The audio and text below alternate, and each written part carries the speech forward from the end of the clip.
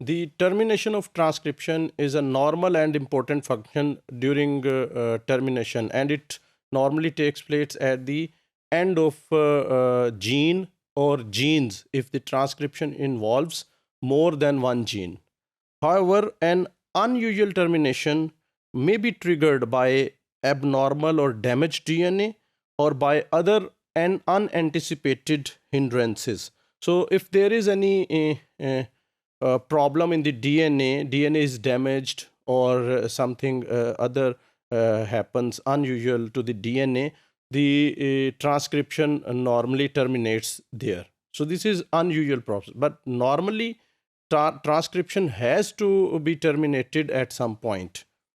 The sequences called terminators trigger the elongating polymerase to dissociate from the DNA and release the RNA chain it has synthesized. So there are some specific sequences in the DNA, and these sequences are called terminators. In bacteria, terminators come in two types. They are of two types, that is RHO dependent and RHO independent. RHO is a factor which is involved in transcription. The first requires a protein called RHO to induce termination. So in the case of RHO dependent termination, RHO is a protein which brings about termination. While in the second case, that is RHO independent termination, the termination doesn't involve any other factor.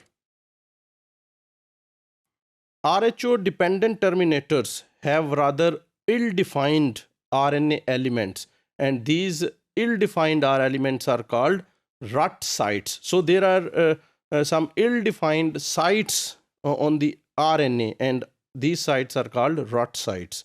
The work of these sites require the action of RHO vector. So these sites have to be active. They need RHO factor.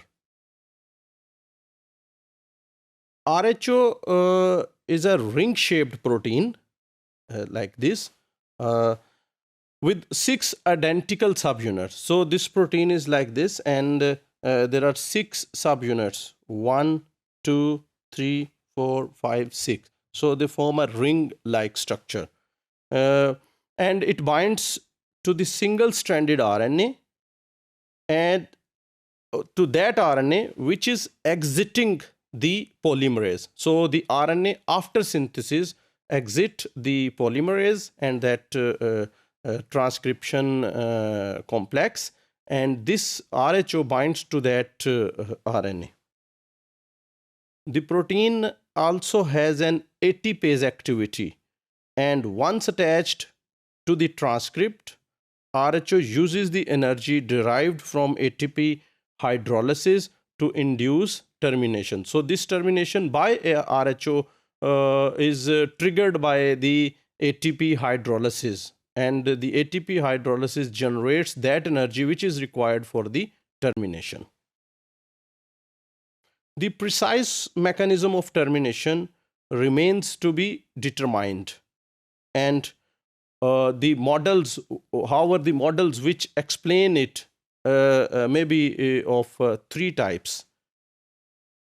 For example, the first model describes that RHO pushes polymerase forward relative to the DNA and RNA. So if polymerase is present at some site, this RHO pushes this polymerase somewhat forward on this RNA transcript, DNA transcript and RNA chain. So it moves like this, and it results in the termination in a manner analogous to the termination by the protein TRCF. TRCF is transcription repair coupling factor.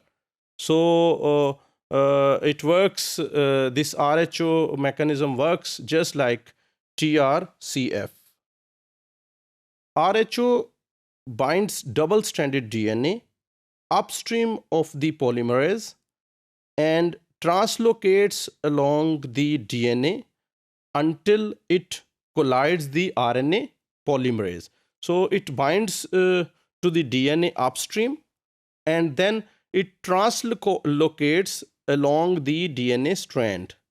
And as it translocates, it finally collides with the polymerase, which is present at some site.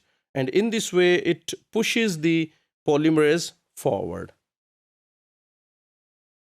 The collision pushes polymerase forward, causing dissociation of the ternary complex of RNA polymerase, template DNA, and the transcript RNA. So in the transcription complex, which is a ternary complex, and three substances are present in this complex. One is double-stranded DNA, the other one is this polymerase, and the third one is newly synthesized RNA. So this ternary complex is dissociated after the collision of RHO factor.